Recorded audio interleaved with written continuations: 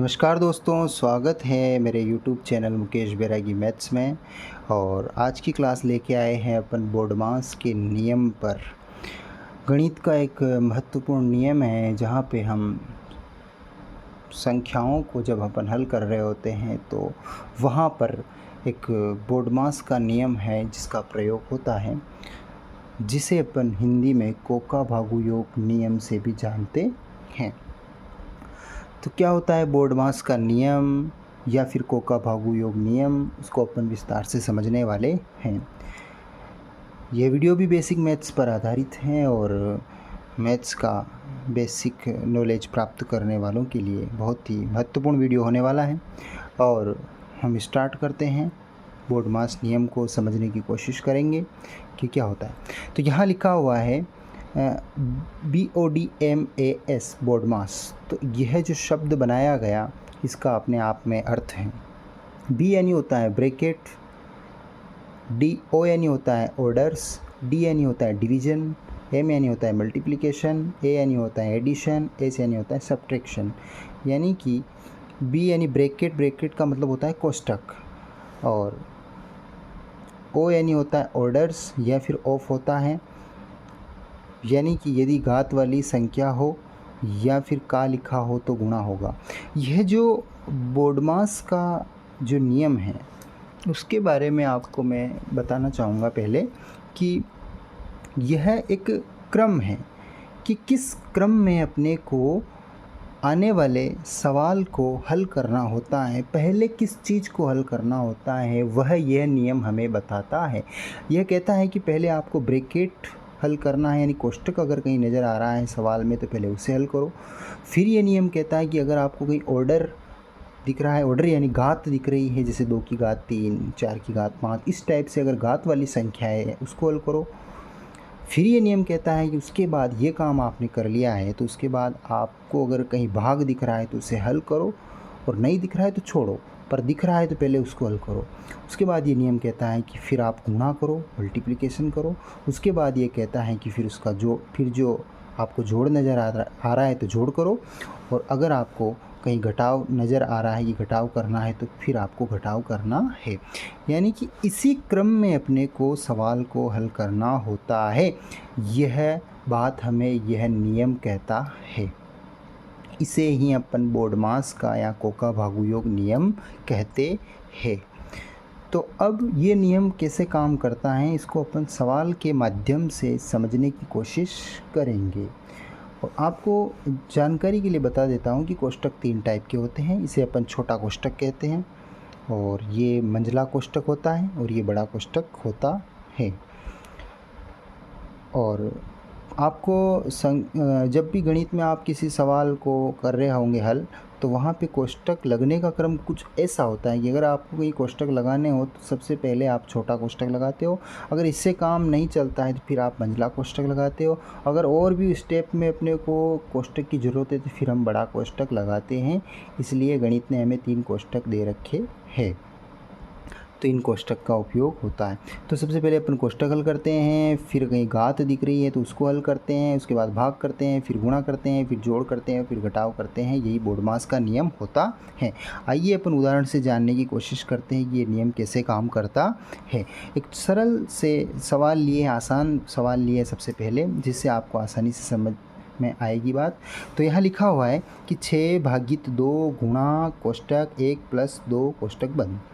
इस चीज़ को देखने के बाद हमें यहाँ पर बोर्डमास के नियम का ज्ञान होना आवश्यक है। जिसे बोर्डमास का नियम पता होगा वह इसका उत्तर, उसके द्वारा उत्तर जो निकाला जाएगा उसमें कोई भी गलती नहीं होगी।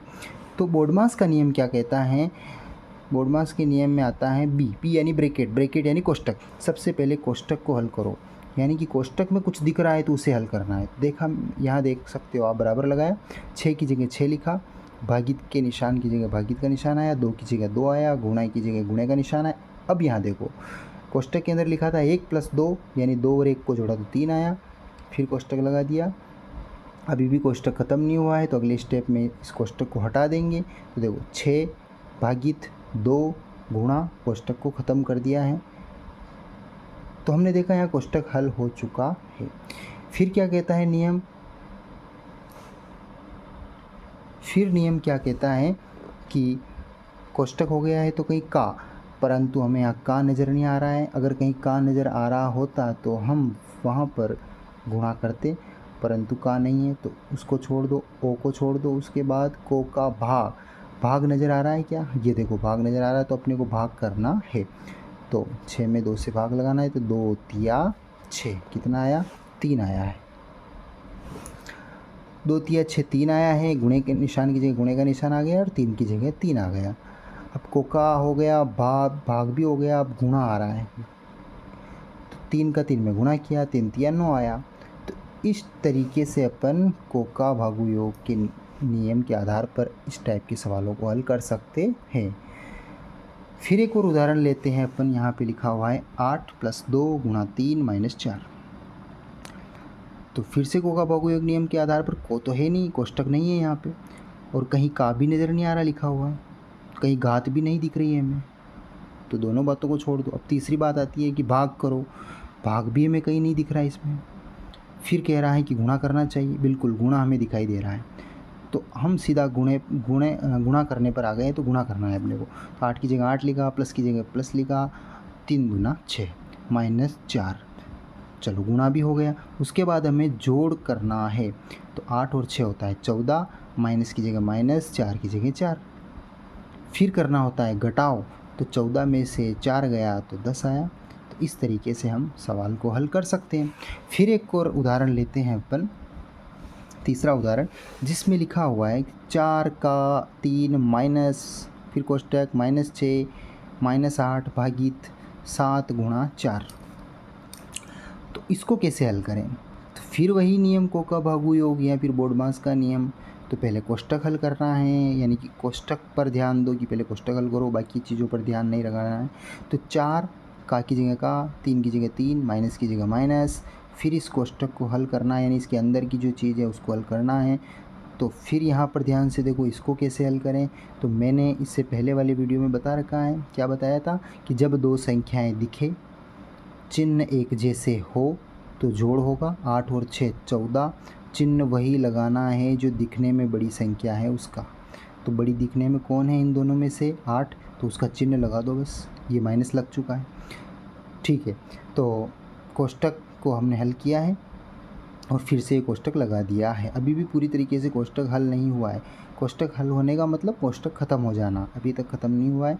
फिर देखना है, भागित की जगह भागित, 7 की जगह 7, गुणे की जगह गुणा, 4 की जगह 4, बराबर का निशान लगा दिया।